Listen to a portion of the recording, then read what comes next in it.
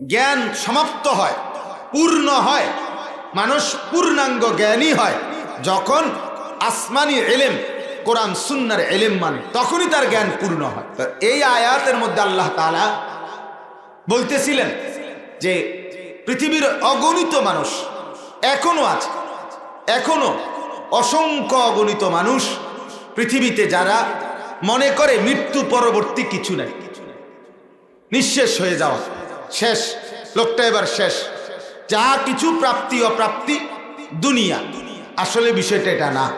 আমরা বলি মৃত্যু মানে শেষ না, আমরা বলি মৃত্যু মানে সমাপ্তি না, আমরা বলি মৃত্যু মানে হারিয়ে যাওয়া না, আমরা মানে মৃত্যু মানে আর কিছু শেষ আর হবে না, না।